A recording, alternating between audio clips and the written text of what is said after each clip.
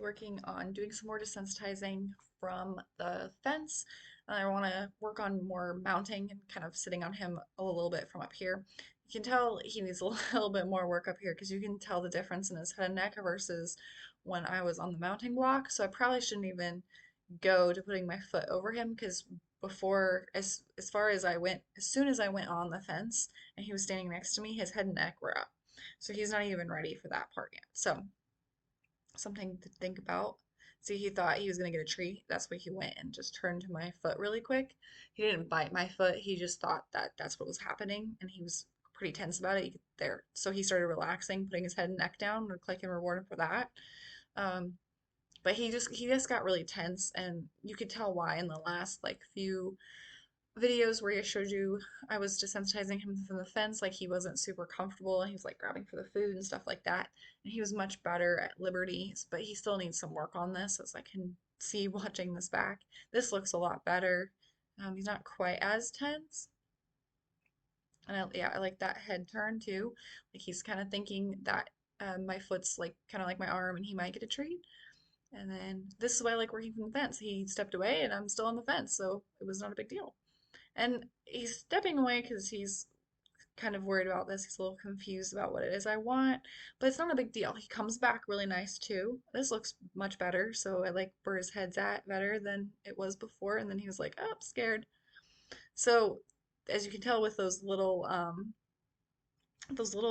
body language things that I noticed, I was like, "Hey, he looks kind of tight. His head's up. It's not as nice as it was before. Like here's very much up." So he doesn't need to be doing any desensitizing as far as putting my leg over his back. Like just moving that rope there worried him. So with as far as the desensitizing from the fence, he needs a little bit more just breaking it down again, separating all the pieces because here just okay, he heard my foot make it sound. That's what it was. Um, so he heard me like just kind of tap my foot there, and that was scary. So he moved and was like, "Oh my goodness, what was that?"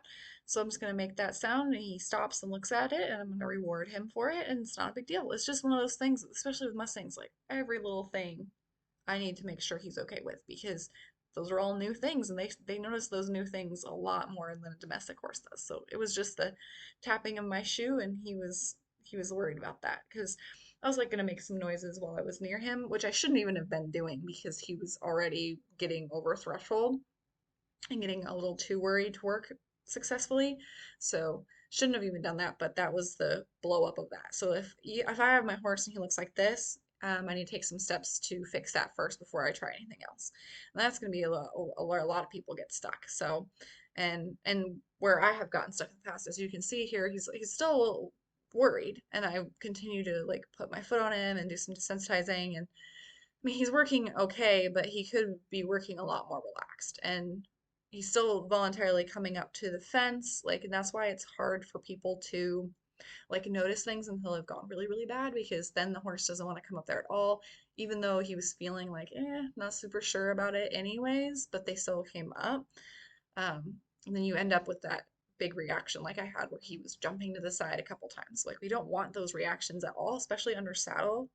Oh, that looks a lot better, but it's those little behaviors that add up to it. So it's like um, people are probably wondering why I'm putting a video where I'm like, oh, I don't do this anymore, or I don't do it like that, or I made this mistake or whatever. Like nobody's perfect, but um, then I can look back at this and people can see, oh yeah, I saw his neck get tight and I saw him kind of tense up, and then that was why he did this other bigger reaction. You can see it as I pointed out. Like here, see, I'm still continuing on with the lesson even though he's telling me he's not comfortable at all. It's really tight. You see his hindquarters tipping toward the inside, then he keeps facing me.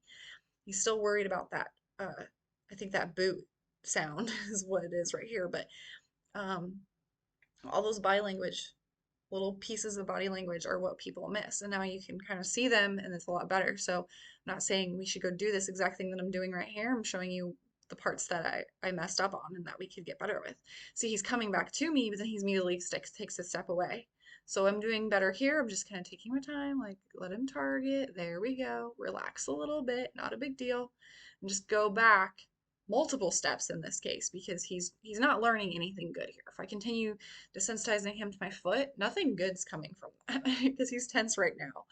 So Just gonna go back, slowly feed him, let him chew, let him sit for a bit, because I want that head and neck to come down. I'd like him to take a nice deep breath, and you can tell like in his muscles they're really tight too.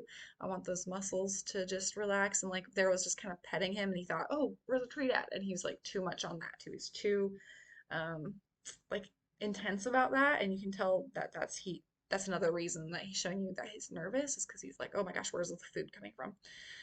So this could also stem from that past video where I was shown talking about how I was taking the treats away from that. That could be the root of this because he still has that like, oh, maybe the food's being taken away while I'm on the fence and doing that. So that he might be generalizing to this situation is just every time we work the fence, he's not sure if he's going to get rewarded or not. So I like the last few seconds there where he was lowering his head a little bit.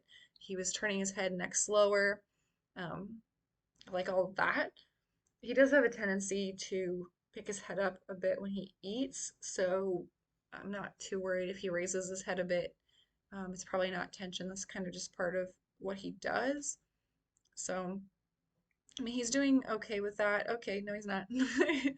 So at first he was like, yeah, I'm okay, and then he's not. So any of those times where I'm putting my foot over and he's leaving, that's gonna be a cue for that later on. So, like I said earlier, should have just kept doing what I was doing where I was relaxing him, going back more steps than I get too focused on.